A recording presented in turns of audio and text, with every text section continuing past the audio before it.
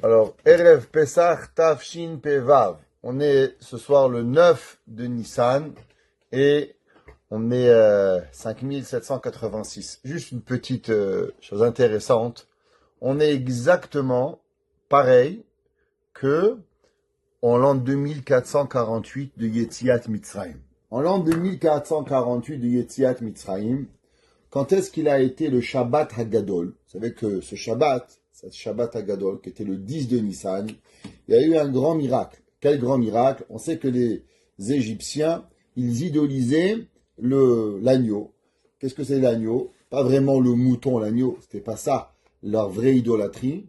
La vraie idolâtrie de l'Égypte était le mazal, ce qu'on appelle le signe du zodiaque, qui est l'agneau, le mouton. Pourquoi? Parce que vous savez que Akadosh Baruch Hu, il a créé le monde. La création du monde, elle a été faite en Nissan. Et en Nissan, c'est quoi le signe du zodiaque? C'est l'agneau. Et dans l'agneau, à ce moment-là, toute la création, elle revient. Chaque année, en hiver, il fait froid, tout meurt. Et quand il vient Pessah, au moment de Pessah, toute la création, elle revient. Ça s'appelle Chodesh Aviv, le mois où on va avoir le printemps. Alors les Égyptiens, ils avaient la croyance, qu'est-ce qui avait donné la création au monde? Qu'est-ce qui avait fait que le monde a été créé? Eh bien, c'est le signe du zodiaque du mouton. Et c'est pour ça qu'ils idolisaient le mouton. Akadosh Baruch Hu avait donné une mitzvah très particulière, le Shabbat, qu'on appelle Shabbat Hagadol, de dire au peuple juif d'aller et de prendre et d'acheter un agneau.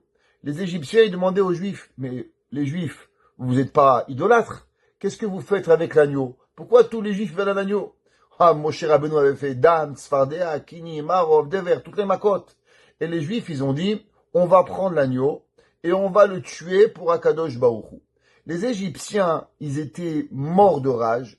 Ils avaient envie de tuer les Juifs, mais ils l'ont pas fait. De plus, à ce moment-là, Moshe Rabbeinu, on sait qu'il avait prédit, il avait fait une prophétie, comme quoi Akadosh Baruch Hu allait tuer tous les premiers-nés. Alors les premiers-nés égyptiens, ils se sont rebellés contre les Égyptiens en leur disant, libérez le peuple juif. Moshe l'a dit Dam, il y a eu Dam. Il y a eu Tzfardea, il y a eu Tzfardea. Il y a eu Kinim, il y a eu Kinim. Maintenant, il a dit qu'il va y avoir la Makat Bechorot. Alors automatiquement, il va y avoir les Makat Bechorot. Alors les Égyptiens se sont rebellés contre leur père, leur mère, leurs frères, leurs sœurs. Et il y a eu une guerre civile en Égypte. À quel moment? Le 10 de Nissan 2448. Quel jour c'était? Shabbat. Exactement comme cette année. Cette année aussi, le 10 de Nissan, il tombe Shabbat. Quand est-ce qu'il va tomber Pessah? Jeudi. Exactement comme quand on est sorti d'Égypte. On est sorti d'Égypte le jeudi à midi. Toute l'histoire, elle revient. C'est pour ça que chaque année, on vous dit que la sortie d'Égypte, elle est à Nissan, un grand moment pour avoir la Géoula, mais cette année, encore plus grand. Vous savez que généralement, toutes les fêtes, elles sont jamais basées sur un jour de la semaine. Par exemple, Purim, on ne sait pas quand c'était Purim, on ne sait pas quand c'était Pessah. On Pessah, on sait, mais généralement, on dit 11 Nissan, 12 Nissan, 13 Nissan, 15 Nissan. Pourquoi Shabbat Hagadol, il a été basé sur le Shabbat? Il y a plusieurs raisons. La première raison à ça, elle est à cause que le jour du 10 de Nissan, il y a eu encore deux choses qui ne sont pas dans le calendrier. La première chose, vous savez que 40 ans plus tard, le peuple juif, il va passer le Jourdain. Et de la même façon que le peuple juif, quand il a passé la mer Rouge s'est ouverte. Pareil, quand Yahushua, il a passé le Yarden s'est ouvert. Quel jour c'était? Le jour où le Yarden, il s'est ouvert, le 10 de Nissan. Alors, pour pas mélanger les dates et savoir que nous, on fête le jour où le peuple juif, il a pris son courage pour se rebeller contre l'idolâtrie et pouvoir se rapprocher de Akadosh Baruch Hu. C'est pour ça que l'on fait Shabbat Hagadol, qu'on a relié ça à Shabbat Hagadol et pas au 10 de Nissan. Pareil, le 10 de Nissan, il s'est passé quelque chose de très important dans le peuple juif. Qu'est-ce qui s'est passé? Il s'est passé la mort de Myriam Hanevia. Myriam, la prophétesse, la sœur de Moshe Rabbeinu et de Aaron, Achot Aaron ou Moshe, elle aussi, elle est décédée le 10 de Nissan. C'est pour ça que le Shabbat Agadol, on ne le relie pas à la date du calendrier, mais plutôt à un jour de la semaine pour pouvoir avoir. Shabbat, il y a une très belle haftara qu'on va lire à la synagogue. Pourquoi il s'appelle Shabbat Agadol? Pour plusieurs raisons. La première raison, Shabbat Agadol, à cause, comme on vient d'expliquer, que le grand miracle est arrivé, qu'on a eu notre courage pour pouvoir affronter nos bourreaux, alors Shabbat Agadol. Deuxième, qu'on va lire la haftara, Iné, Anochi Sholeach Lachem et Elia Navi. On va dire dans la haftara, Yom Hagadol Ve'anora, et qui va venir ce grand jour qui est la venue de Mashiach. On lit la haftara à Shabbat Hagadol, et dans la haftara c'est marqué Yom Hagadol. C'est pour ça qu'elle s'appelle aussi haftara de Shabbat Hagadol. Maintenant, il faut savoir que à partir de déjà Purim, il y a quelques halachot qui rentrent en place. La première halakha qui rentre, c'est bien sûr Shabbat Hagadol, qui est qu'une personne a l'obligation d'aller écouter un cours de Torah. Parce que une des raisons pourquoi ça s'appelle Shabbat Hagadol, à cause que le rabbin, il fait pas un petit Dvar Torah, mais le rabbin, il fait un grand Dvar Torah. Il va devoir faire une grande shiur pour pouvoir expliquer toutes les halachot de Pessah.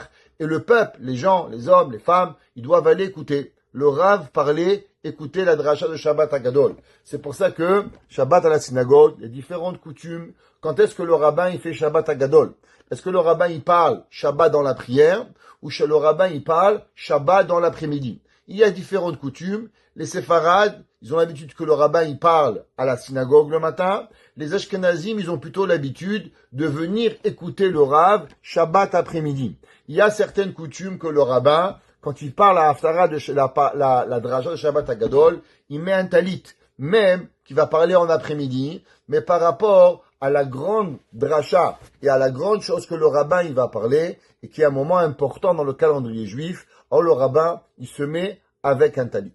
Durant cette semaine, vous savez qu'il y a l'obligation déjà de commencer à vider votre hametz. Et tous, mardi soir, on a l'obligation de faire Bédikat Hametz. Qu'est-ce que ça veut dire Bédikat Hametz? Alors il y a une discussion dans le Talmud entre deux grands commentateurs, Rashi et son petit-fils Ri. Qu'est-ce que c'est cette mitzvah? La Mishnah elle dit dans Masechet Pesachim, Or le Arba Asar Bodekim et Hametz. Le soir du 14 de Nissan, donc mardi soir, on doit vérifier le Hametz. Quelle est la raison pourquoi on doit vérifier le Hametz? Rashi, il est de l'opinion que la mitzvah de vérifier le Hametz, c'est une mitzvah de la Torah. Quelle mitzvah de la Torah? Une mitzvah pour s'assurer qu'il n'y a plus de pain ou de levain dans la maison, de façon à s'abstenir de pouvoir à transgresser deux halachot. Alors, pendant Pessah, il y a plusieurs interdits. Par exemple, vous savez que le lait et la viande ont aussi plusieurs interdits. Combien d'interdictions dans le lait et la viande? 3 interdits. Première interdiction, cuisiner le lait et la viande. Même si un homme, il n'a pas de bouche, il ne peut pas manger, il coud sa bouche, il n'a pas le droit de cuisiner le lait et la viande. Travailler chez McDonald's, c'est interdit, même si vous ne mangez pas.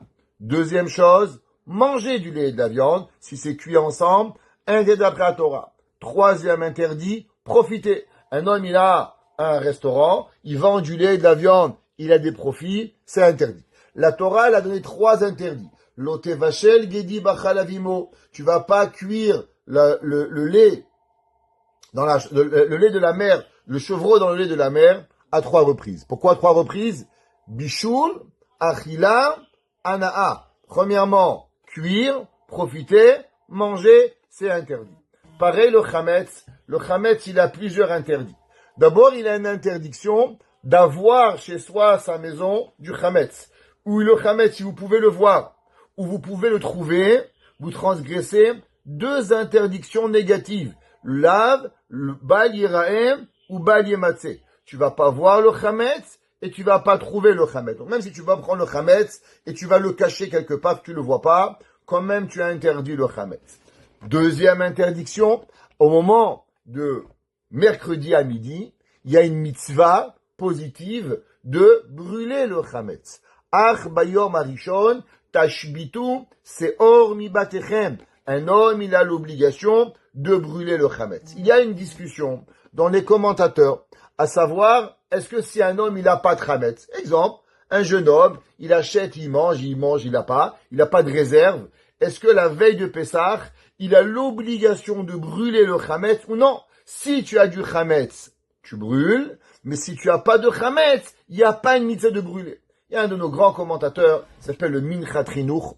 Le Minchat Chinuch, il ramène cette discussion, à savoir, est-ce que si un homme il n'a pas de chametz, est-ce qu'il va être obligé d'aller acheter du chametz pour pouvoir accomplir la mitzvah de brûler le chametz? Principalement, c'est une discussion entre Rashi et Tosfot. Rashi dit qu'il n'y a pas d'obligation d'avoir du chametz et de brûler.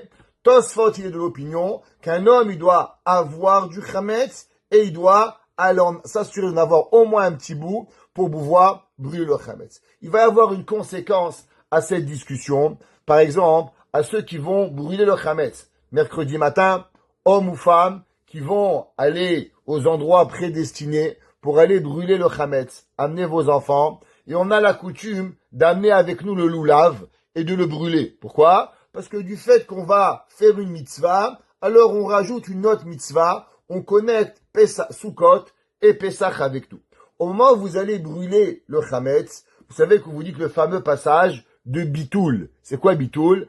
Anéantissement du chametz. Kol chamira ve chamira. À quel moment il faut le dire? Il faut pas le dire tout de suite. Vous mettez le chametz et vous le dites. Non, vous allez attendre. Pourquoi? Parce que de faire la mitzvah de brûler le chametz, il faut que ça prenne du temps. Au moins 3-4 minutes que le chametz y brûle. Après que le chametz il a brûlé, vous dites le kol chamira, parce que sinon, vous n'allez pas accomplir la mitzvah de détruire le chametz. Rashi pense, comme on a dit, qu'il n'y a pas de mitzvah de brûler le chametz, il y a une mitzvah de pas en avoir. Maintenant, il y a une mitzvah de pas avoir du chametz, pas en voir, pas en trouver. Si vous en avez, de le brûler. Et maintenant, il y a un autre interdit, que si vous mangez le chametz, alors là, c'est plus grave. Manger du chametz à Pessah, c'est comme manger à Kippour. C'est la même interdiction qu'on appelle karet. Karet, c'est le retranchement du peuple juif. Et pareil, il est aussi interdit d'avoir aucun profit du chametz. C'est pour ça que quand vous allez vendre votre chametz au rabbin que vous allez choisir, que vous allez vendre votre chametz, il y a beaucoup de choses que les gens ne savent pas. Par exemple, vous avez des investissements. Un homme, il a investi 10 000 dollars dans un fonds de pension. Maintenant, les fonds de pension québécois, où est-ce qu'ils investissent? Ils investissent dans plein de compagnies. IGA, Maxi, Metro, toutes ces compagnies. Mais toutes ces compagnies, qu'est-ce qu'elles ont? Elles ont aussi du chametz. Et donc maintenant, si vos actions, elles vont faire des profits pendant Pessah, eh ben vous transgressez l'interdiction de ne pas profiter pendant Pessah. C'est pour ça que dans la vente du chametz du rabbin que vous allez faire, vous allez marquer votre bouteille de whisky, vous allez marquer vos pâtes, et vous allez marquer aussi, j'ai un fonds de pension, j'ai un REER qui vaut 1000, 2000, 10 000, c'est pas important combien il vaut, vous devez le vendre. Sinon, malheureusement, ce fonds de pension, il va transgresser pour vous et vous allez avoir des problèmes. Après Pessah, vous aurez transgressé des interdits énormes chaque seconde durant Pessah. Alors maintenant, Rashi dit que la Bédikat Chametz, c'est pour s'assurer de ne pas avoir du Chametz. On cherche dans toute la maison et de façon à ce que demain, on va pouvoir brûler le Chametz. Rashi, Tosfot, il dit, non, c'est pas possible, parce que sinon, ça aurait été une mitzvah de brûler le Chametz et pas une mitzvah de chercher le Chametz. De plus, que dans le Talmud, il y a plusieurs parties du Talmud qui ont l'air de dire que la mitzvah de Bédika de Chametz, elle n'est pas une mitzvah toranique, elle est une mitzvah rabbinique. Alors il y a une discussion. Rashi dit que chercher le Chametz mardi soir, c'est une mitzvah toranique. Tosfot y pense que c'est une mitzvah rabbinique. Pourquoi on doit chercher le Chametz? Tosfot, il est de l'opinion qu'on doit chercher le Chametz et on doit enlever le Chametz à cause que de peur qu'on va laisser du Chametz sur une table, sur un endroit, et pendant Pessah, qu'est-ce qu'on risque de faire? On risque de le manger. Alors, de peur qu'on va arriver à manger du Chametz pendant Pessah, alors on nous demande d'enlever tout le Chametz de la maison, de façon à ce qu'on n'arrive pas à manger du chametz pendant Pessah. Pourquoi? Parce que le chametz, on est très habitué au chametz. Durant toute l'année, on mange du chametz. C'est pas comme des interdits qu'on mange jamais. Alors c'est pour ça que le soir de Pessah, le 13, on doit enlever le chametz. Pourquoi? Pour ne pas arriver à le manger. Après que vous avez fait l'abdika, vous devez faire le bitoul. Le bitoul va se faire à 2 reprises. La première fois, on va faire le bitoul le soir et on répétera le bitoul le lendemain matin. Vous savez que généralement, toutes les mitzvot que vous faites, elles sont précédées d'une bracha. Qu'est-ce que ça veut dire? Par exemple, vous mettez une mezouza. Quelle bracha vous dites? Likvoa mezouza. Quelle bracha vous dites sur vos téfilines? Lehaniyach téfilin. Quelle bracha vous faites sur la brit mila? Ala mila. Qu'est-ce qu'il y a? Il y a dans les brachot, faut savoir qu'il y a différents langages. Par exemple, souvent vous allez dire les, likvoa, et des fois vous allez dire al. Par exemple, al hafrashat chala, al bi'ur chametz. Quand est-ce qu'on dit le langage les et quand est-ce qu'on dit le langage al? Il y a une grande discussion dans le Talmud. À quel moment on va employer le pronom les et à quel moment on va employer le mot al? Par exemple, lehit atef betzitzit, lehaniyach tefilin, likvoa mezouza, al netilat lulav. Pourquoi? Al biou chametz. Quelle différence on fait? Al la mila. Quand est-ce qu'on va? Il faut bien faire attention aux brachot. Quand est-ce que Chachamim, ils ont instauré le pronom al et quand est-ce qu'ils ont employé le pronom les? Il n'y a pas vraiment de règles. Il y a certains qui donnent des règles. Sur chaque règle, il y a des questions. Regardez le Chok Yaakov, dans Siman Taf Lamed Bet, là-bas il ramène. Et comme ça c'est marqué dans plusieurs sfarim, à savoir quand est-ce qu'on dit les et quand est-ce qu'on dit al, mais suivez dans les versets, dans les livres. À part ça, généralement les mitzvot, elles sont toujours par la mitzvah que vous allez faire maintenant. Alors par exemple, vous allez faire Bedikat Chametz. Quelle bracha vous deviez faire? Vous pouvez faire généralement la bracha de Al Bedikat Chametz. C'est la bracha, on fait la mitzvah de Bedikat Chametz. Par contre, la bracha c'est pas Al Bedikat Chametz, c'est la seule exception. Quelle bracha vous allez faire? Al Bi'ur Chametz. Pourquoi? Pourquoi on fait la bracha de Al Bi'ur Chametz et pas sur Al Bedikat Chametz? La réponse à ça, beaucoup ils expliquent, surtout d'après Rashi, que la mitzvah c'est pas de chercher le Chametz. Chercher le Chametz c'est seulement un moyen pour ne pas arriver à transgresser un interdit. Mais la véritable mitzvah c'est quoi? C'est de brûler le Chametz ou d'enlever le Chametz de chez soi. Comment on enlève le Chametz? Par 2 façons. Premièrement, par le bitoul. Au moment où vous allez faire la Bedikat Chametz le soir, alors vous allez faire le bitoul, anéantissement du Chametz. Qu'est-ce que ça veut dire anéantir son Chametz? Alors, encore une fois, il y a une discussion entre Rashi et Tosfot. Rashi dit que la Torah, elle sait parler. La Torah, elle a un bon vocabulaire, elle a un bon lexique, et chaque mot de la Torah, il est employé de la bonne façon. La Torah, elle aurait pu dire, Ach bayom harishon teva'aru chametz. Le veille de Pessah, vous allez détruire le chametz. La Torah, elle n'a pas dit ce mot. La Torah, en hébreu, qu'est-ce qu'elle a dit? Tashbitu. Que veut dire le mot tashbitu? Rashi dit, tashbitu veut dire qu'un homme, il a le pouvoir, mentalement, de penser que le chametz n'est plus du chametz. Ça veut dire, il voit un beau millefeuille, et il pense, c'est pas du millefeuille. C'est quoi? Un bout de terre. Ça, c'est du gazon. Et maintenant, il peut choisir que ça ne s'appelle pas du chametz, ça s'appelle du gazon, et ça devient du gazon. Et automatiquement, tu transgresses pas le Pessah. Pourquoi?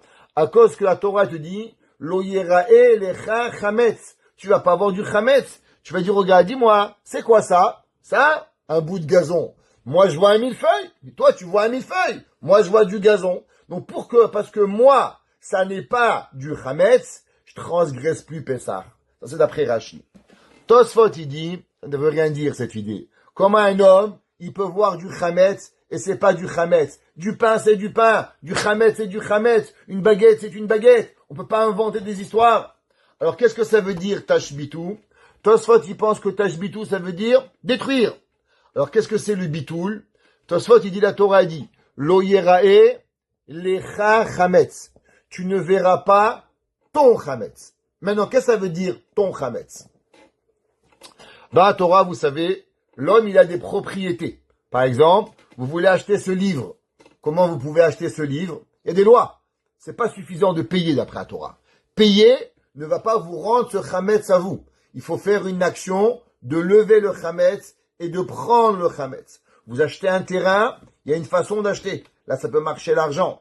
Chazaka, différents moyens. Dans la Torah, il y a aussi un odin, qu'un homme, il peut se déresponsabiliser de ses affaires. Qu'est-ce que ça veut dire? Ça veut dire en hébreu le mot hefker. C'est quoi hefker? Ça veut dire public. Alors Tosfot il dit qu'un homme, qu'est-ce qu'il fait? La Torah elle dit tu n'as pas le droit de voir ton chametz. Ben c'est pas mon chametz. Je rends public le chametz. En disant le bitoul, qu'est-ce que je dis? Je rends public mon chametz. Ceux qui veulent voir dans la Haggadah, vous allez voir qu'au moment où vous faites le bitoul, c'est marqué Kol Chamira vechamia deika birshutim de chazite, de chazite, de biarte ou de la biarte, livtil, qui soit annulé. Et la troisième fois, il y a un mot en parenthèse que là-bas il dit velehave hefker qui afra dehara. Pourquoi? À cause qu'on essaye de faire toutes les opinions, l'opinion de Rashi et l'opinion de Tosfot. C'est pour ça que d'après Rashi, on n'a pas besoin de rendre public. Juste, on pense que quoi? Que le chametz, il est pas à moi. Que le chametz, il est plus du chametz. Tosfot, il dit non. Il faut le rendre public. Ça veut dire que quoi? Imaginez-vous, vous avez à la maison une belle tarte. Tarte que vous avez achetée. Tarte aux pommes. Un beau millefeuille. Un bon gâteau. Et maintenant, vous avez fait le bitoul. Et vous dites, le bitoul, je rends public. La voisine, elle rentre chez vous. Elle voit la tarte. Merci beaucoup. Yeah! Ma tarte. C'est plus ta tarte. Qu'est-ce que tu as fait? Bitoul. Tu as anéanti le chametz. Tu l'as rendu public. Il ne t'appartient plus. Ce chametz, il est plus à toi. Il appartient à tout celui qui veut qu'il le prenne. L'autre, il veut le prendre, faire des péchés, qu'il le prend. Mais à vous, il est plus le chametz. Le lendemain matin, le soir de Pessah, ouais, donc il y a la bédika de chametz. Au moment de la bédika, on fait la bracha. Très important que toute la famille soit réunie pour pouvoir faire cette mitzvah. D'après Rashi, une mitzvah à la Torah. Dans l'époque de nos chachamim, on avait l'habitude de prendre une bougie et d'aller vérifier. Maintenant, la bougie, aujourd'hui, elle crée beaucoup de problèmes. Pourquoi? Parce que on habite au Canada et tout est en bois. Et les gens, ils prennent une bougie et ils font comme ça. Pourquoi? Il ne va pas rentrer la bougie sous le lit. Alors, il prend la bougie, il l'a mis très loin de lui et il la met à l'envers pour ne pas brûler sa maison. Donc, la bougie, elle sert à rien du tout. Si vous avez peur de votre maison, comme moi, et que maman, elle a peur qu'on lui brûle les draps et qu'on fout le feu à la maison, prenez votre téléphone, prenez une lampe de poche, achetez au Dollar Store et faire la bédika chametz avec une torche électrique. Il n'y a aucun problème. C'est kasher. Ceux qui veulent faire bien et se souvenir de la mitzvah, qui prennent une bougie, qui commencent à allumer, qui font la bracha, qui cherchent un petit peu dans la cuisine avec la bougie pour marquer le coup, pour rappeler aux enfants qu'avant, on faisait la mitzvah avec une bougie, après qu'ils éteignent la bougie et qu'ils font bédika chametz avec une lampe de poche, au moins ils pourront aller chercher sous les lits, ils pourront aller chercher sous les tiroirs, dans les habits, sans avoir peur de brûler. Bédika chametz, c'est pas un petit coup dans la maison, il faut aller avec son épouse et passer chaque chambre et chaque chambre. Avant ça, on a une coutume. C'est une coutume, c'est pas une halakha. C'est vraiment une coutume qui est rapportée dans les Rishonim, que on a l'habitude de cacher 10 bouts de pain. Pourquoi 10 bouts de pain? Pourquoi pas 5? D'après la halakha, en vérité, il n'y avait pas le chiffre 10. C'était marqué de cacher quelques bouts de pain, à cause que les mamans, elles font tellement un grand ménage, et un bon ménage, qu'on est certain qu'on va rien trouver. Et comme on est certain qu'on va rien trouver, alors la bracha qu'on a fait, on a peur qu'elle va être en vaine. Alors automatiquement, on cache des bouts de pain pour pouvoir retrouver quelque chose et que la bracha elle soit pas en vain. Quand est-ce qu'il est venu le chiffre 10? Le chiffre 10, il est venu beaucoup plus tard dans l'histoire, à l'époque de la Kabbalah. Vous savez, on a déjà appris dans ces cours qu'il y a les 10 sphères. Maintenant, de la même façon qu'il y a les 10 sphères positives, il y a les 10 sphères négatives. Le Yetzer Hara, il est comparé à quoi? Il est comparé au Chametz. Pourquoi il est comparé au Chametz, le Yetzer Hara? Parce que le Yetzer Hara, il adore vous dire une seule chose. Vous savez qu'est-ce qu'il vous dit le Yetzer Hara tous les jours? Demain. Quand tu dis Yetzer Hara, il te dit, tu sais, j'ai envie d'aller mettre des téfines. Demain. J'ai envie de faire Shabbat. La semaine prochaine. J'ai envie de faire demain. À l'inverse, la matzah, elle représente le Yetzer Hatov. Pourquoi? Parce que le Yetzer Hatov, tout de suite. La matzah, ça va vite. Vite faire la matzah. Le Chametz, ça prend du temps. Ça avance. Alors le matzah, elle représente Yetzer Hatov. Et le Chametz, il représente Yetzer Hara. Pareil, le Yetzer Hara, il est gros. Il représente l'orgueil. La matzah, elle est fine. Elle représente l'humilité. Alors, quand on brûle et on cherche les 10 morceaux de pain, alors on va, comme si, rechercher les 10 sphères négatives et on va les brûler. C'est pour ça qu'on a la coutume d'avoir 10 bouts de pain. Maintenant, ces 10 bouts de pain-là, madame, quand elle va les poser, elle va les écrire. Salle de bain, au-dessus du placard. Chambre de David, sous le placard. Chambre de papa, à côté des chaussettes. Pourquoi? Parce qu'on va pas chercher toute la nuit. Après, on va pas savoir où ils sont. Et vous devez aller tourner toute la nuit jusqu'à les retrouver maintenant. Alors, pour ne pas passer, on les écrit. Après, comment on fait l'abdikat Hametz? On arrive avec sa torche et on commence. Et on dit à sa femme, est-ce que tu as vérifié dans l'armoire? Oui, j'ai vérifié. On cherche un petit peu. Est-ce que tu as vérifié dans mes pantalons? Non, j'ai pas vérifié. Alors, on rentre la main dans le pantalon, dans le manteau. Est-ce qu'on n'a pas oublié un bonbon? Est-ce qu'on n'a pas quelque chose? Et après, on va de chambre en chambre et on demande à sa femme, est-ce que tu as vérifié là-bas? Est-ce que tu as nettoyé là-bas? En parlant et on demande. Et on fait attention à demander, est-ce que tu as vérifié là-bas? Regardez sous les chauffages. Sous les chauffages, souvent, il y a des bonbons, il y a des gâteaux, dans les jouets. Est-ce que tu as vérifié les jouets? Et avec son épouse, en même temps qu'elle nous suit, on parle et on s'assure qu'on a bien vérifié. Elle peut dire non, ça j'ai pas vérifié, mais on va la vendre, on va la couvrir. Alors tout de suite, on prend un drap, on le couvre, on met ici, vendu pour Hametz. Par exemple, on arrive au garage, et dans le garage, on demande est-ce que tu as vérifié? Non, j'ai pas vérifié tes outils. Top, amène-moi un sac poubelle. On amène un sac poubelle, on amène du scotch, on scotche les outils, on écrit dessus Hametz, vendu. Comme ça, on sait qu'est-ce qu'il y a. Et on communique. Je sais que c'est difficile de communiquer avec votre épouse. Ça crée des problèmes de shalom bayit de la communication. Mais c'est aussi la façon de pouvoir avancer. Hametz shalom, c'est une blague. Alors on communique et on avance. Et on fait chambre par chambre, lit par lit, armoire par armoire, en demandant qu'est-ce que tu as fait? Est-ce que tu l'as bien fait? Tu veux que je regarde? Ah, tiens, j'ai oublié. Les brosses à dents, qui sont Hametz, toutes les brosses à dents, faut les changer. Il n'y a pas de brosses à dents qui sont cachères. Pourquoi? Parce que vous vous brossez les dents. Alors, généralement, on les garde et on se brosse juste avant Pessah et après, on les met à la poubelle et on achète des nouvelles. Vous savez que d'après le docteur, il faut les changer tous les 3 mois. Pas une fois par année, hein. C'est tous les 3 mois qu'il faut les changer. Mais si vous n'avez pas changé depuis l'année dernière, c'est le bon moment d'aller changer vos brosses à dents une fois par an, au moins la veille de Pessah. Pareil, quand vous arrivez dans les médicaments, est-ce qu'il n'y a pas des produits Hametz, des produits Avino? Tous les produits Avino sont faits à base d'avoine, ils sont Hametz Gamour, faut les enlever. Vous avez des décorations à la maison. Par exemple, vous avez des petits gerbes de blé pour décorer, c'est Hametz Gamour. Faites attention, il y a des graines de blé à l'intérieur. Donc regardez votre maison. Et chaque chose, arrêtez-vous. Demandez qu'est-ce que c'est. Quand on a fini tout ça, on compte les 10 bouts de pain qu'on a récupérés, on les prend dans un sac, on les ferme, et après on se met tous ensemble, et on dit le Kol Chamira, et on comprend. On le dit en hébreu, et si on comprend pas l'hébreu, on le dit en français, de façon à pouvoir le faire. Maintenant, qu'est-ce qui se passe pour une personne qui est à l'hôtel? Par exemple, il y a des gens qui vont partir lundi, et ils vont arriver dans un hôtel, ou bien ils vont arriver dans un Airbnb, ils vont arriver quelque part où ils vont passer la fête de Pessah. Eh ben, d'abord 2 choses. Qu'est-ce qu'on fait avec la maison où on est parti? Est-ce qu'on doit vérifier Montréal ou on ne doit pas vérifier Montréal? Pour ça, il y a différentes halakhot et vous allez entendre différentes versions. Tout dépend d'abord quand est-ce que vous allez prendre possession de votre chambre d'hôtel, de votre maison, et quand est-ce que vous partez de votre maison. Alors, venez, on va aller étape par étape. Si quelqu'un, il va partir avant Pessah et il revient pendant Pessah. Par exemple, il part maintenant, il va aller chez son fils ou sa fille à l'écoute, et il va revenir pendant les mi-fêtes. Alors il est obligé d'abord de nettoyer sa maison à Montréal, parce qu'il va revenir pendant Pessah.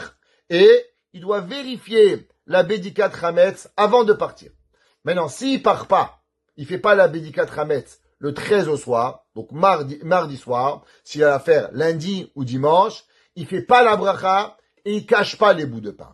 La bracha se fait seulement mardi soir. Si on vérifie un autre moment que mardi soir, on fait pas de bracha et on ne cache pas les bouts de pain. Donc maintenant, on va dire il part dimanche. Il vérifie la maison, il s'assure qu'il n'y a rien, il ferme les placards, il a fermé les frigidaires, il a assuré que tout est caché à l'épaisseur. Top. Il va à l'écoute, chez son fils, sa fille, à New York, à LA, où vous voulez, à Paris. Son fils, sa fille, on bédit 4 Hametz, il répond Amen, et Baruch Hashem, c'est fini. Quand il revient, la maison, elle est cachère, psatko.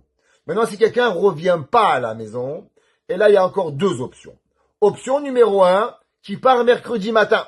S'il part mercredi matin, le soir, mardi, alors il a l'obligation de faire Bédikat Hametz. S'il veut pas nettoyer toute la maison, il va vendre toute la maison chez un rabbin qui sait ce qu'il fait. Et je vais ouvrir une parenthèse. Il y a des gens, ils comprennent pas ce que c'est Bédikat Hametz. Et il y a des rabbins qui comprennent pas. L'année dernière, il y a un rabbin de Côte-Saint-Luc. Il m'a appelé après qu'on avait déjà brûlé le Hametz. Et il m'a dit, Rabbi, je lui dis oui, ma communauté m'a donné les feuilles de Hametz. J'en fais quoi avec? Je n'ai pas compris. Quoi, tu en fais quoi avec? Il m'a dit oui, j'ai 100 feuilles de Hametz, mais à qui je les donne? Je dis, mais quoi, tu sais pas faire la vente de Hametz? Ben, ce monsieur a pris des feuilles de Hametz, il a pris l'argent de tout le monde. Ouais, croyez-moi. Mais il savait pas quoi faire avec la vente de Hametz. Il s'est retrouvé avec du Hametz, des gens. Il est venu à la maison. On a trouvé un goy à la dernière seconde. C'était il y a 2 ans, pardon. À la dernière seconde, on a fait la vente de Hametz. Assurez-vous que le rabbin, il sait ce qu'il fait. Assurez-vous que vous vendez bien votre Hametz, parce que sinon, vous pouvez vous trouver avec du trouble. Maintenant, je ferme la parenthèse. Si vous vendez votre maison, gardez au moins une chambre, nettoyez-la, et faites la Bédikat Hametz. Donc, vous allez garder une chambre, vous allez faire Bédikat Hametz. Vous arrivez mercredi à l'hôtel. Vous arrivez dans n'importe quel hôtel. L'hôtel, quand vous allez arriver, avant de rentrer dans la chambre d'hôtel, vous devez faire Bédikat Hametz dans votre chambre. Pourquoi? Parce que vous comprenez qu'il n'y a pas de Bédikat Hametz qui a été fait. La nuit d'avant, il y avait un monsieur Goy, qui lui a mangé du Hametz. Dans la chambre, il peut avoir des whisky, dans les frigidaires, il peut avoir à manger, et vous devez faire Bédikat Hametz. Encore une fois, Bédikat Hametz, sans bracha et sans cacher les morceaux. Moi, Rabbin Krimizi, j'ai été à Los Angeles, à San Diego, la veille de Pessah. Et la veille de Pessah, j'ai eu ma chambre, il y a aujourd'hui 21 ans de ça. 22 ans, plutôt. Et j'ai dit au monsieur, attends monsieur, avant de signer, je vais faire Bédikat Hametz. Il m'a dit, la chambre, elle est propre. Attends, je rentre dans la chambre, je vérifie. Sous le lit, un paquet de gâteaux. Dans le frigidaire, 2 bouteilles de whisky. Si j'avais signé la chambre, tout ça m'appartient. Je transgresse les interdits de la Torah.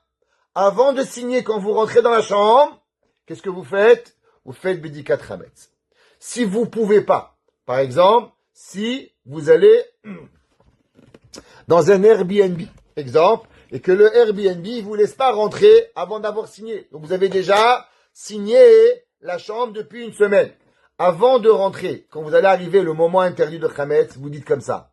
S'il y a du Hametz dans la maison, je ne veux pas être en possession. Je veux pas le Hametz. Exemple, imaginez-vous que l'hôtesse ou l'hôte de la maison, très gentil, il vous a laissé dans la maison des gâteaux, des bonbons pour vous faire plaisir. Quand vous prenez possession de la maison, eh ben les bonbons, les gâteaux, ils deviennent à vous et vous transgressez les interdits. Donc avant de rentrer dans la maison, avant d'avoir le code, à moment de l'interdit du Hametz, par exemple, à 11h, vous allez dire, attention, je vais aller mon Airbnb à 3h, je vais avoir ma place. S'il y a là-bas quoi que ce soit de Hametz, Je ne veux pas en apprendre possession. Je veux pas. Pourquoi? Parce que sinon vous transgressez. Malgré ça, quand vous rentrez à la maison, vous devez faire une bédicat Hametz. Pourquoi? Parce que s'il y a du Hametz visible, de peur que vous, votre femme, votre mari, vos enfants, ils le mangent. Et là, vous transgressez un interdit de Hametz. Donc faites bédicat, enlevez ce que vous voyez, fermez les placards, les assiettes vous n'allez pas utiliser, scotchez ce que vous devez, de façon à ne pas vous mélanger avec le Hametz. Si maintenant vous recevez votre Airbnb mardi après-midi, vous avez quitté Montréal mardi matin, vous arrivez en Airbnb ou à l'hôtel mardi soir. Alors dans votre maison, avant de partir et vous n'allez pas revenir, vous avez le droit de vendre tout le Hametz et toute la maison. Vous pouvez vendre toute la maison au rabbin, tout le Hametz de la maison, je le vends. Et vous allez dire au rabbin de vendre le Hametz en après-midi, quand on va dans les ventes de Hametz qu'on fait, avant Bdika ou après Bdika. Vous allez cocher là-bas avant Bdika. Et dans la maison d'Airbnb, vous allez mettre les 10 bouts de pain et vous allez faire une Bdika et vous allez faire la bracha. Pourquoi? Parce que du fait qu'on est mardi soir, au moment du Or le Yud Dalet, le soir du 13, le soir du 14, le soir après le 13 et le soir du 14, alors vous devez faire la bédika de Hametz avec tout. Bédika de Hametz, les petits bouts de pain, bracha, et faites tout ce qu'il y a à faire pour pouvoir y arriver. Il y a quelqu'un qui a dit, il n'y a pas longtemps, comme quoi il était interdit d'aller dans des hôtels à Pessah, Chas v'Shalom.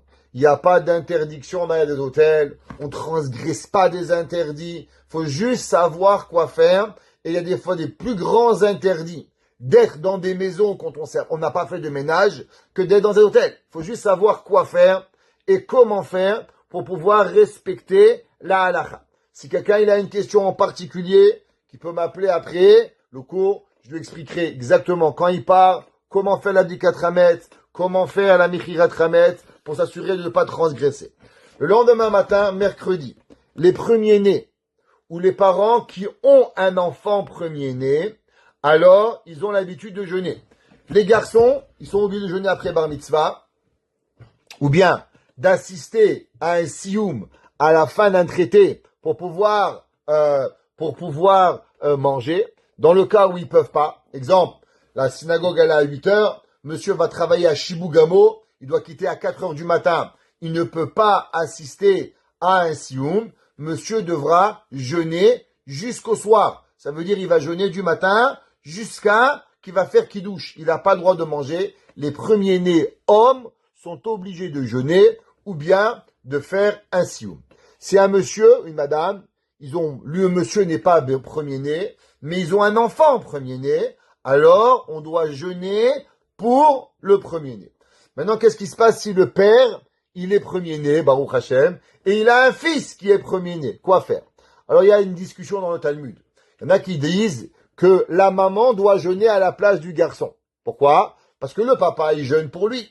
La maman, elle jeûne pour l'enfant. Ou bien, elle va écouter un sioum. Pareil, qu'est-ce qui se passe si une femme, elle est premier-née? Alors, est-ce qu'une femme qui est premier-née, elle a l'obligation de jeûner ou pas? Il y en a des décisionnaires à l'Afrique qui disent que oui, une femme, elle est obligée de jeûner, comme les hommes. Pourquoi? Du fait que Dieu, il n'a pas tué seulement les premiers-nés hommes, il a tué les premiers-nés hommes, femmes, tous les premiers-nés, ils ont été tués. Alors automatiquement, les femmes aussi devraient jeûner. La halakha, elle est que les femmes, elles jeûnent pas. Les femmes n'ont pas l'obligation de jeûner que les hommes. Maintenant, il y a une coutume qui est chez certains que la maman, la femme, si elle est premier-née, elle s'abstient de manger jusqu'à que son mari revienne à la synagogue et qu'il lui amène un morceau du sioum. C'est une coutume. C'est pas halakha. C'est comme ça en Tunisie, entre autres. Moi, je me rappelle, ma grand-mère, elle était vieille, elle avait 90 ans, et la veille de Pessah, elle mangeait pas. Elle attendait que mon père y revienne et qu'il lui amène un petit morceau du la mitzvah, et avec ça, elle commençait sa journée à pouvoir manger. Elle disait, moi aussi, je suis Bechora, et c'est comme ça qu'elle avait la coutume. C'est pas halakha, c'est des coutumes. Maintenant, la veille de Pessah, il y a beaucoup de choses à savoir. La première, il est interdit de travailler après Chatzot. C'est quoi Chatzot? Chatzot, c'est le milieu de la journée. Alors, on n'a pas le droit de travailler. Pareil, les femmes n'ont pas le droit de coudre. Pareil, les femmes n'ont pas le droit, et les hommes, de se couper les cheveux. Pareil, les femmes ne peuvent plus laver du linge. Toutes les interdictions qui sont dans Chol HaMoed, elles s'appliquent à la veille de Pessah après Chatzot. Oh, mesdames, lavez vos linges, repassez votre linge, faites vos coutures, tout ce que vous avez à faire avant Chatzot. Après Chatzot, il est Yom Tov, Chol HaMoed. Pourquoi? Parce qu'à l'époque du Beth Amikdash, c'était le moment où toutes les familles, elles apportaient le Korban Pesach.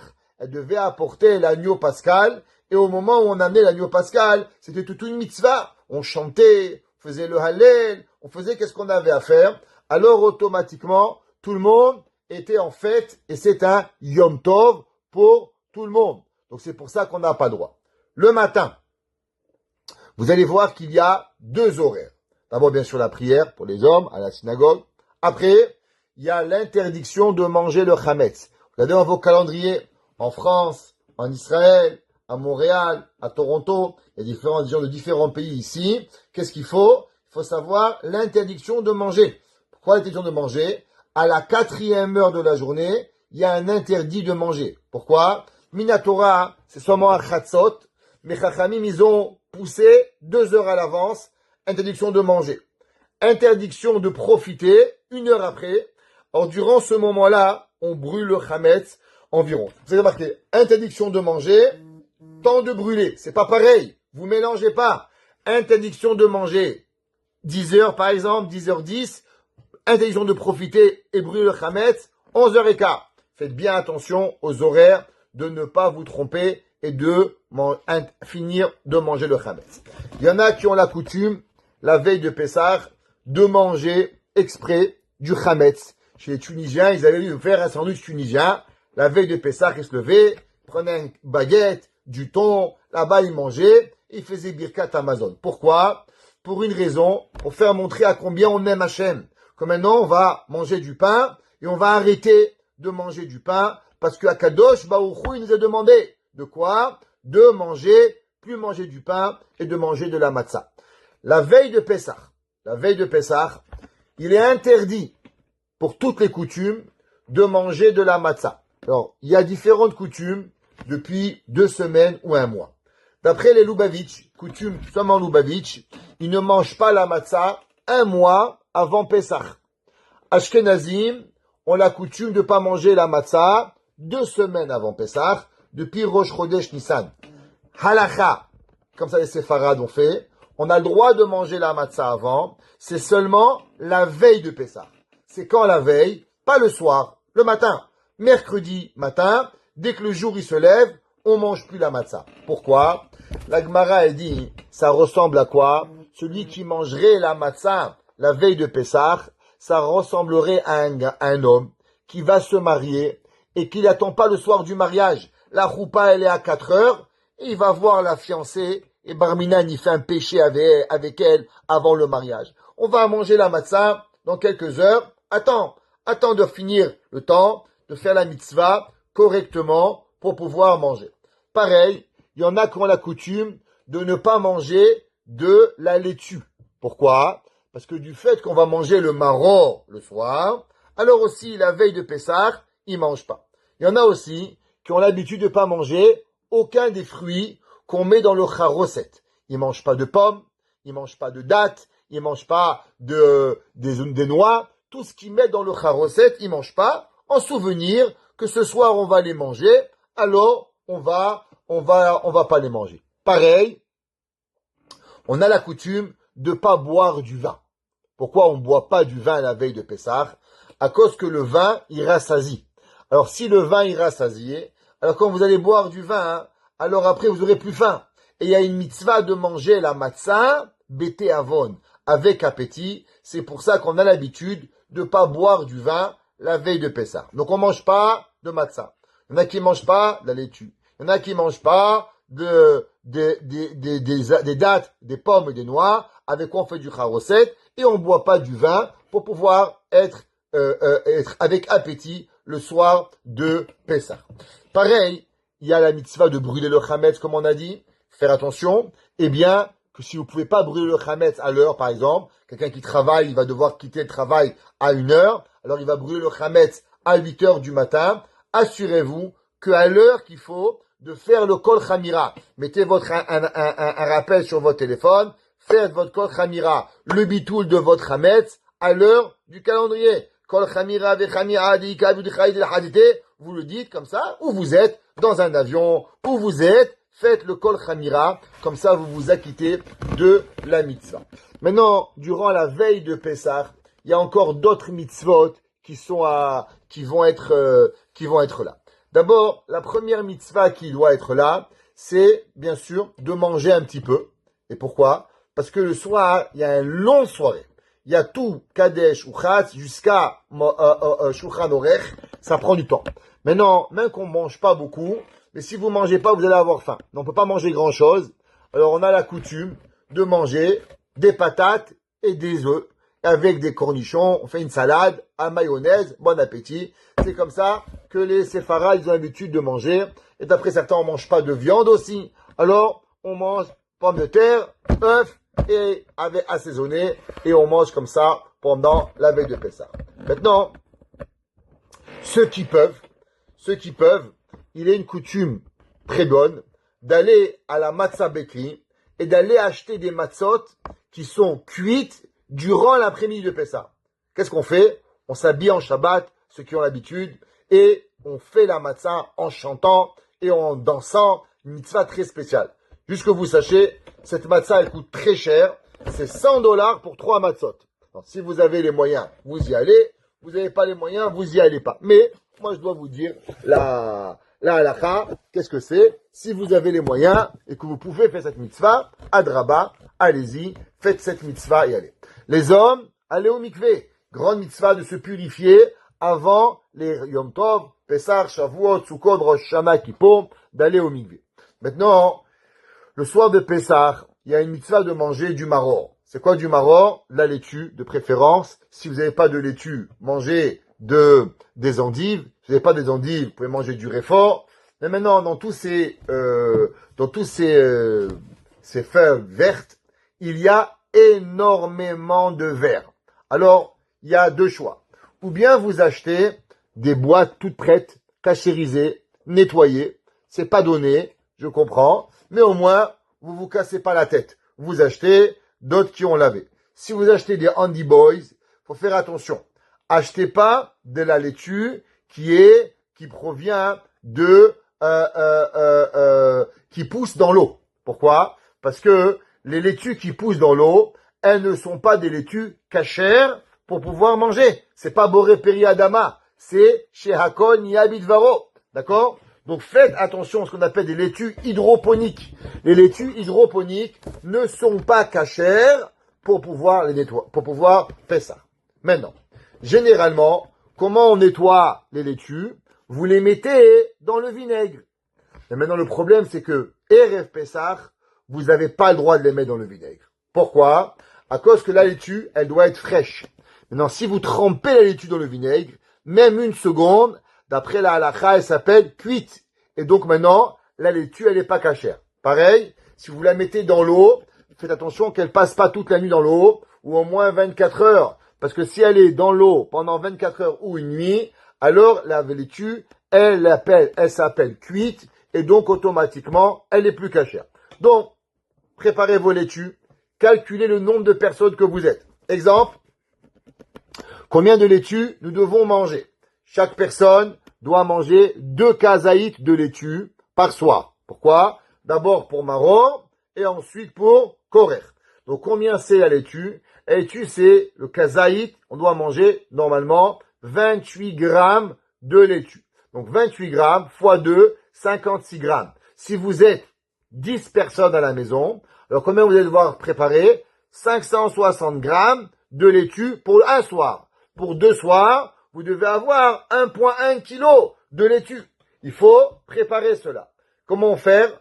Assurez-vous d'en avoir assez pour tout le monde. Le mieux à faire, c'est préparer la laitue, acheter une balance, peser 28 grammes de laitue, Mettez-les dans des sacs en plastique. Et je vous donne un petit conseil. Mettez-les dans un sopalin. Préparez un sopalin. Fermez le sopalin.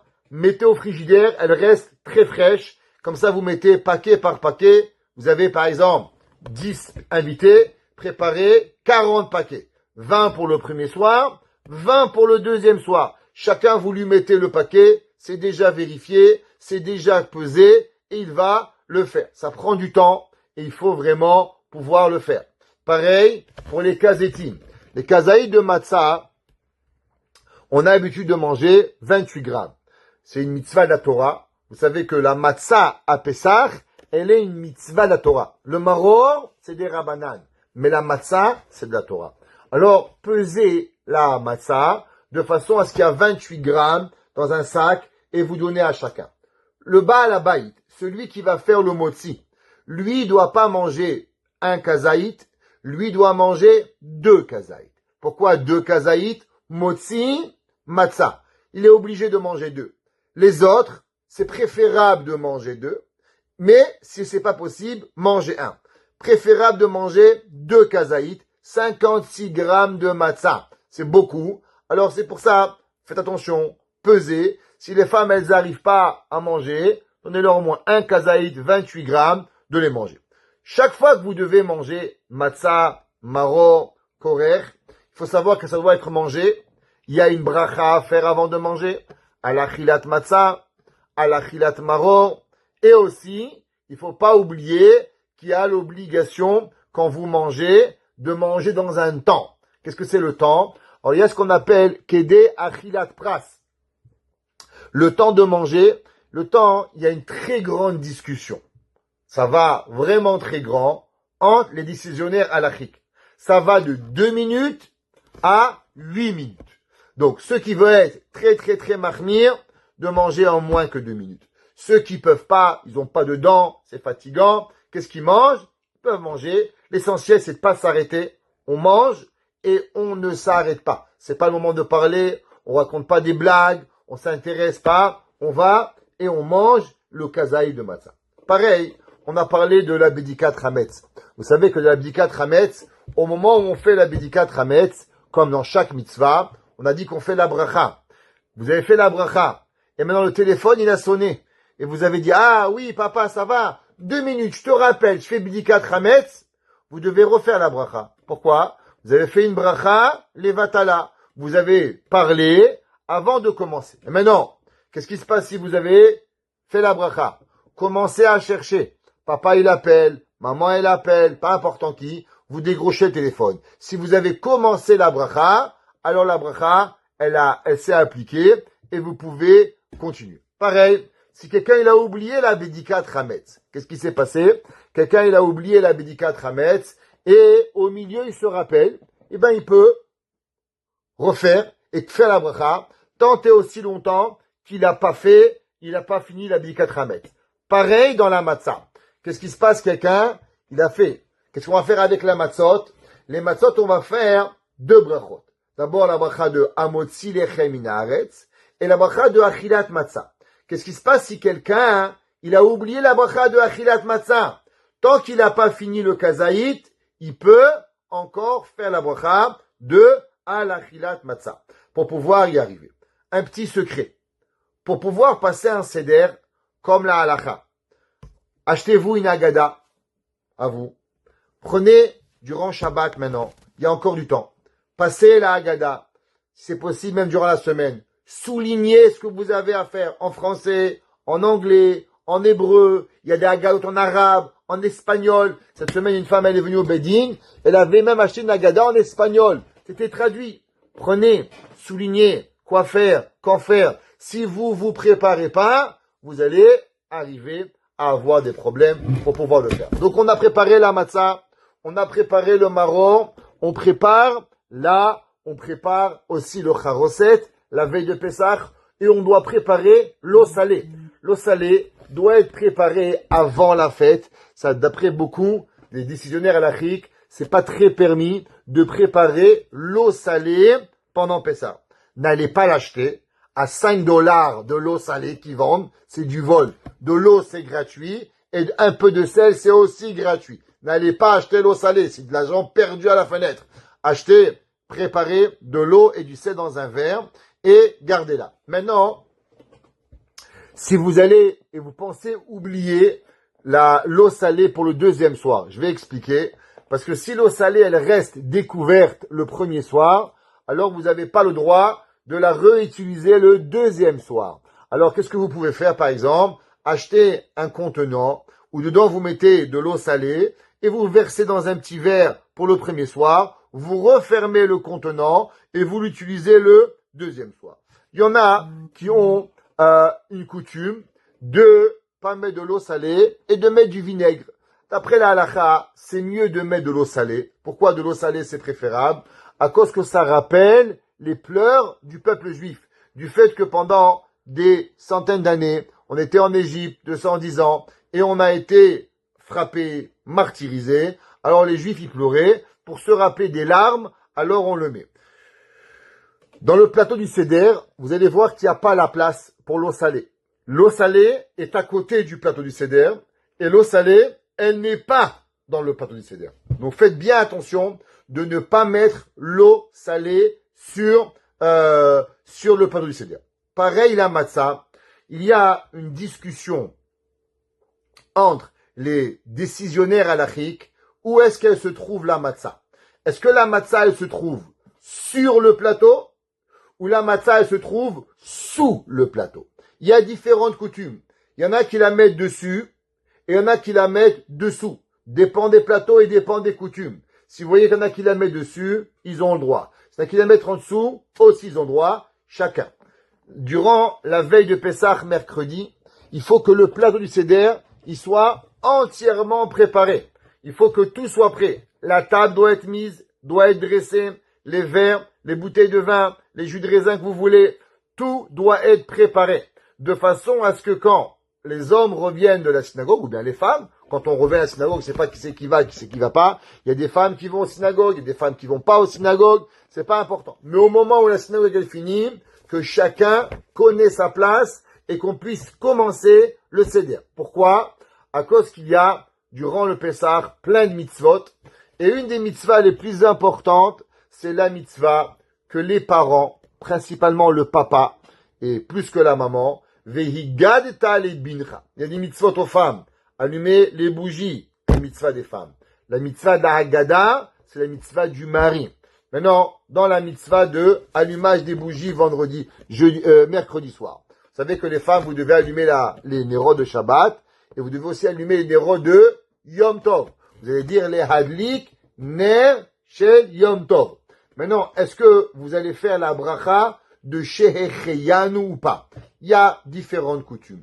Il y en a qui ont la coutume de faire la bracha de Shehecheyanu. Quand les femmes elles vont allumer les bougies, elles vont dire les hadlik ner shel Yom Tov, et après, elles font Shehecheyanu. La halakha, c'est préférable de pas faire Shehecheyanu. Pourquoi? Parce que comme on va refaire Shehecheyanu au Kiddush, et que durant la Haggadah, les femmes et les hommes sont égaux. Tout le monde doit boire 4 verres de vin. Je sais, mesdames, que vous êtes fatiguées. Je sais que vous avez nettoyé. Je sais que vous allez cuisiner des heures entières. Mais une chose, je vais vous dire. La cuisine, le ménage, le repassage, tout ça, c'est bien. Mais ne perdez pas la mitzvah la plus importante, le soir du Pessah, à aller dormir. Il y a beaucoup de femmes, elles se poussent, et quand il arrive le Seder, je suis fatigué, je vais dormir. Alors à quoi ça sert que tu as fait Pessah? T'as cuisiné des heures, t'as nettoyé, et tu fais même pas les mitzvot. Les mitzvot du Seder sont égaux. Hommes et femmes. Femmes et hommes. Je sais que vous aimez pas être féministe, mais là, on vous donne le droit d'être féministe, et soyez égaux. Vous avez les mêmes mitzvot. 4 verres de vin, les matzot, le maror, le korer, le charoset, tout doit être fait égal et de rester. À part ça, les femmes elles vont dire, mais nous on n'a pas la mitzvah d'éduquer nos enfants. La plus importante mitzvah qu'une femme elle a le soir de Pessah, c'est de rester avec son mari au Seder. La plus grande chose qu'elle peut éduquer ses enfants, c'est qu'on reste à table jusqu'à la dernière minute. Tant et aussi longtemps que le Seder il n'est pas terminé, on quitte pas la table. Vous savez, tous les Shabbats, dans toutes les maisons, peut-être chez vous non, mais chez moi quand les enfants étaient petits, la guerre, les enfants veulent se lever de table, ils veulent pas rester, c'est trop long. Et on dit, alors, tiens-toi, viens à table. Ouais. Et qu'est-ce qu'ils disent? Bah, c'est long, papa, je suis fatigué, dans mon lit, viens sur le fauteuil. Et on dit, allez, sois à table. Et maintenant, le problème, il est, vous savez d'où ça vient, ça? Ça provient parce qu'à Pessah, les mamans, elles vont dormir. Écoutez ce que je vous dis.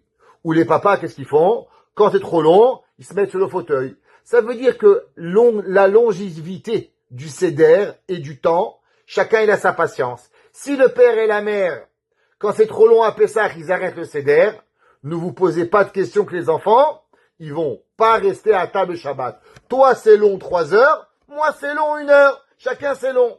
Mais si les enfants y voient, fatigué, pas fatigué, on est à table, on fait tout ce qu'on a à faire, alors les enfants, ils resteront tout le Shabbat, je vous garantis.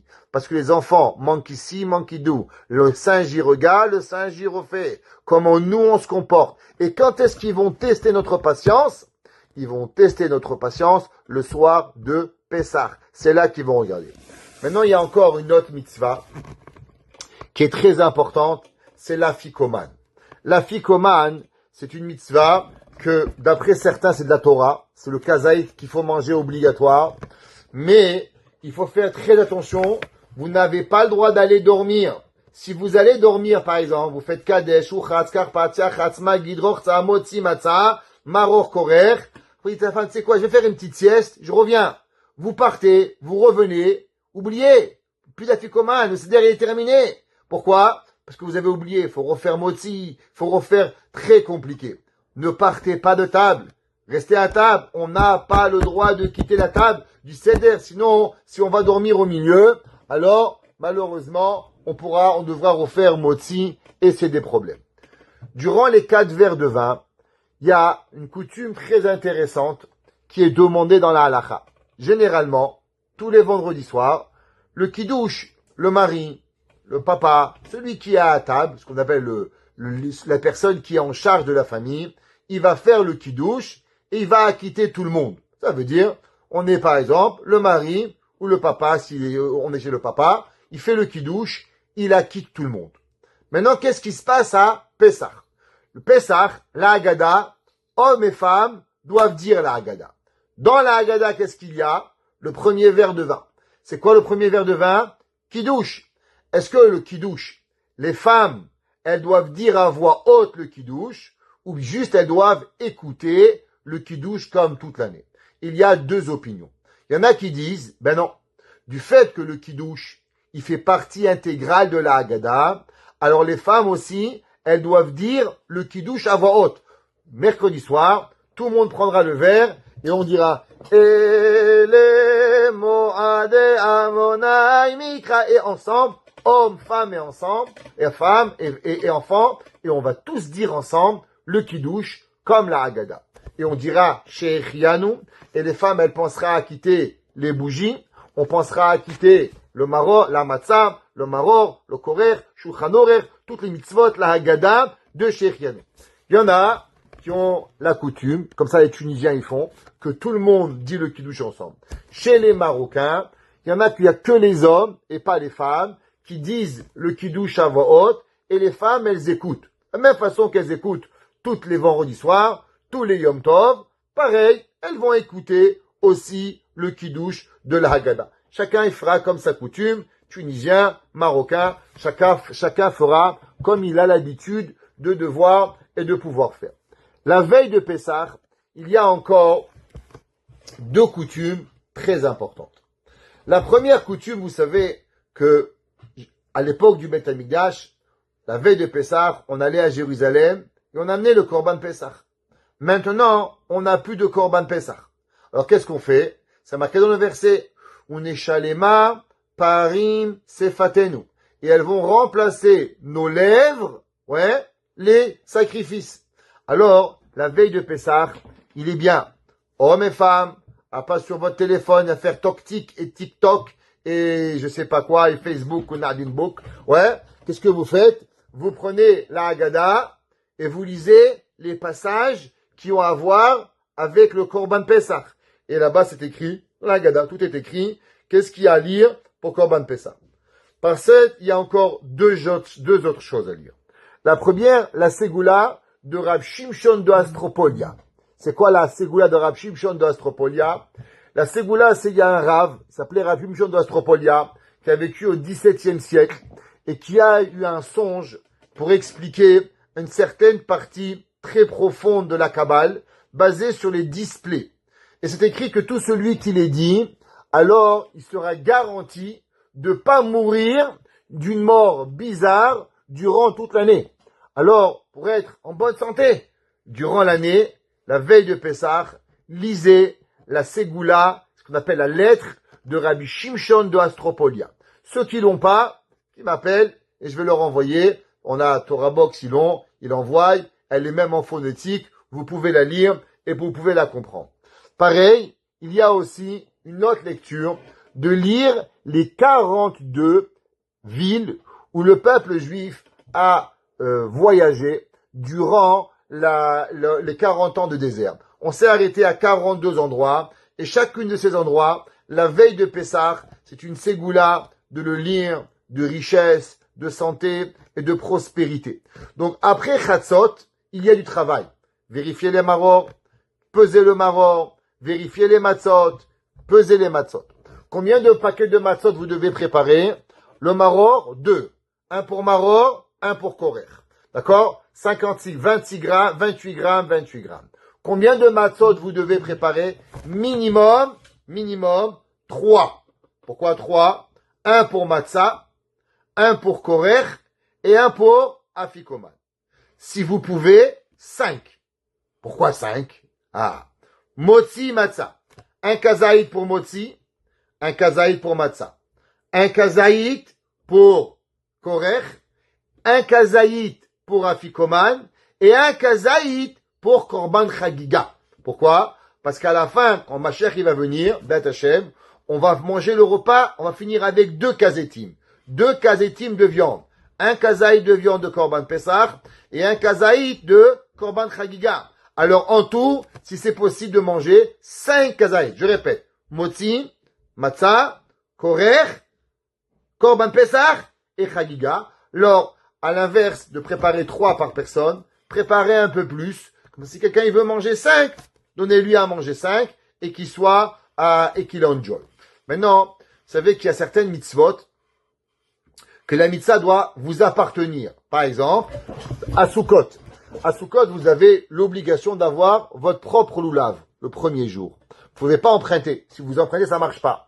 Il faut que votre ami vous donne le ékrog, le loulav, dit voilà, je te le donne, à condition que tu me le redonnes, mais je te le donne, ça va être à vous. Maintenant, la matzah. Est-ce que la matzah doit vous appartenir ou vous pouvez prendre la matzah que vous êtes invité chez quelqu'un? Par exemple, vous êtes invité chez votre sponsor family, vous êtes chez votre ami. Est-ce que la matzah, vous devez lui demander qu'il vous la donne ou même si la matzah elle n'est pas donnée? Il y a une discussion. D'après la halakha, c'est préférable que le Baal Habayit, ils disent aux invités, je vous donne la matzah. Comme ça, c'est à vous et vous pouvez accomplir la mitzvah à 100%. Elle est à vous la matzah. Mangez, pas besoin de me la rendre, vous ne devez rien. Il y en a qui ont l'habitude d'amener leur propre matzot quand ils sont chez les gens pour pouvoir s'assurer de manger la matzah. Maintenant, si vous êtes chez des gens qui sont pas très érudits, ils connaissent pas, ils vous ont rien dit, vous pouvez quand même manger la matzah. On est quand même acquitté de la matzah et on n'est pas, c'est pas me'akev à 100% de pouvoir arriver à pouvoir le faire. Dans l'Écosse de Kiddush, on a 4 verres de vin qu'il faut faire. Il faut faire attention pendant le repas à pas trop boire parce que sinon vous allez être sourd et vous n'allez pas finir les verres. Chaque verre, c'est pas goûter le verre. Il faut boire au moins la majorité de 86 millilitres. Ok? Alors, c'est 3,2 onces, je crois, en onces, 3 onces, je crois, ou 2,9 ou 3,2, je me rappelle plus. Combien, je connais pas trop les onces, moi. Ouais, si quelqu'un peut écrire et qui peut vérifier, qui peut l'envoyer, comme ça on le revérifie. Je me trompe pas, c'est 2,9 onces, je crois, qu'on doit boire. Vous devez boire la majorité du Révi'it, la majorité de 86 millilitres à chaque fois. Le 4e, voilà, Madame Koyat, elle me dit que j'ai raison, 2,9, merci Madame Koyat.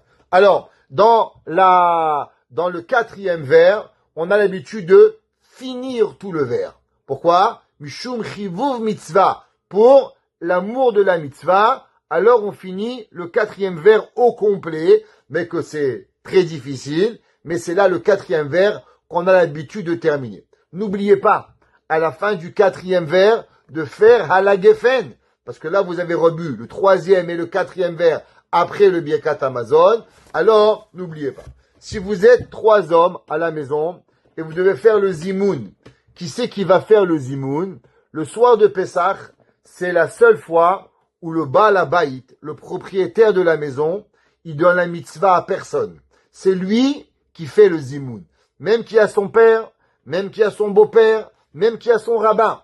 Il fera la mitzvah de zimoun. Pourquoi? Du fait qu'il a dit au début du Seder, Kol dirfin yete veyechol, qu'il a dit tout celui qui veut, qui vienne manger. Alors c'est marqué dans le Parag Gemara, Tov ayin hu yevorach. Celui qui a un bon œil, c'est lui qui fait la bracha. Celui qui vous a invité, le soir de Pessah, c'est le Baal Habayit qui fera le zimoun pour pouvoir arriver à s'assurer qu'on a fait toutes les mitzvot correctement pour pouvoir le faire. On terminera avec une petite pensée durant le Seder. Durant le Seder de Pessah, il faut savoir qu'il n'y a pas un moment de plus grande proximité avec Dieu que le soir de Pessah. C'est marqué dans le Zohar. Le Zohar, il dit que Akadosh Baruch Hu, il descend sur terre avec tous les anges, et de la même façon que c'est marqué dans la Haggadah, au moment où il y a eu Makat Bechorot, il y a eu la plaie des premiers-nés. Qu'est-ce que c'est marqué? Akadosh Baruch Hu, il a dit, Ani velo malach, moi et pas un ange. Ani velo saraf, Ani velo acher, c'est moi Akadosh Baruch Hu qui est descendu sur terre pour punir les Égyptiens et pour pouvoir faire détruire les idolâtries. Chaque année, Akadosh Baruch Hu, il redescend sur terre et il va écouter qu'est-ce que Yaakov, qu'est-ce que Yitzhak, qu'est-ce que Sarah, qu'est-ce que Yona, qu'est-ce que Israël, qu'est-ce que Meir, qu'est-ce que Shlomo, qu'est-ce qu'on dit durant la Haggadah. Akadosh Baruch Hu, il vient. Mishnah Bura, il dit que les gens, ils pensent que Pessah, c'est le moment où on fait des blagues, on s'amuse. C'est bien. Il faut être Bessimcha. Mais Bessimcha avec une sérénité profonde. Pourquoi? À cause que c'est le moment où Akadosh Baruch Hu, même qu'Akadosh Baruch Hu, on pourrait penser que Dieu, on est plus proche de Dieu le jour de Kippour. Mais vous savez que le jour de Kippour, c'est servir Dieu avec crainte. Le jour de Pessah, c'est servir Dieu avec amour. Maintenant, tous vous allez me dire, Kvod Harav. Vous savez, à Kippour, on s'est préparé pendant 40 jours. On a fait les slichot, chatanu lefanecha, et on a fait les vidouilles des dizaines de fois. Comment on peut être aussi proche à Pessah que à Kippour? À Kippour, on s'est préparé. À Pessah, on s'est pas préparé. La réponse, vous avez raison. Et qu'est-ce que ça veut dire le mot Pessah? Le mot Pessah veut dire sauter. Eh bien, vous avez raison. Vous savez comment on arrive à la proximité avec Akadosh Baruch Hu, avec une tellement grande proximité, sans préparation? Eh bien, on y arrive à cause qu'Akadosh Baruch Hu, il nous fait sauter. Hachem, il nous prend depuis l'endroit le plus bas que l'on est et nous amène à l'endroit le plus haut que le peuple juif, il peut arriver. C'est marqué dans Jonathan ben Uziel. Il écrit dans la Torah, dans Parashat Mishpatim. Et il dit que vous savez, le premier agneau pascal, le peuple juif ne l'a pas mangé en Égypte, mais Dieu a pris le peuple juif, les a amenés en Israël, ils ont apporté le Korban Pessah, mangé le Korban Pessah en Israël, et il les a ramenés en Égypte. Comment on a pu voyager? Eh bien, on a sauté. Eh bien, chaque année, il faut savoir qu'à la maison, vous allez avoir le mérite de recevoir chez vous Akadosh Baruch Hu. Soyez joyeux. Mettez votre table avec une hiba. Habillez-vous avec simcha. Préparez, dépensez pour Akadosh Baruch Hu. C'est marqué dans la Torah que tout celui qui dépense pour Dieu, alors Akadosh Baruch Hu dit Leovu alai va'ani porea. Moi, Akadosh Baruch Hu, je vous rembourse. N'ayez pas peur. Achetez à vos épouses des cadeaux. Et Nalacha, on est obligé d'acheter à sa femme une robe, une paire de chaussures, un cadeau pour la réjouir à la fête de Pessah. Achetez des bonbons à vos enfants et vos petits-enfants pour qu'ils restent réveillés. Gâtez-les, gâtez-vous. Disez la Haggadah avec joie et bessimcha, mais tout en gardant en tête qu'on est en présence de la plus grande proximité de Akadosh Baruch Hu. Et avec cela, on espère que Bezrat Hashem, ces préparations, elles seront en préparation pour le véritable Pessah, qu'on arrive tous ensemble à Yerushalayim Abenouya, et qu'ensemble on puisse apporter nos véritables sacrifices Yerushalayim, et qu'ensemble on a Mashiach Tzidkenu, Bimerabi Amenu. Amen.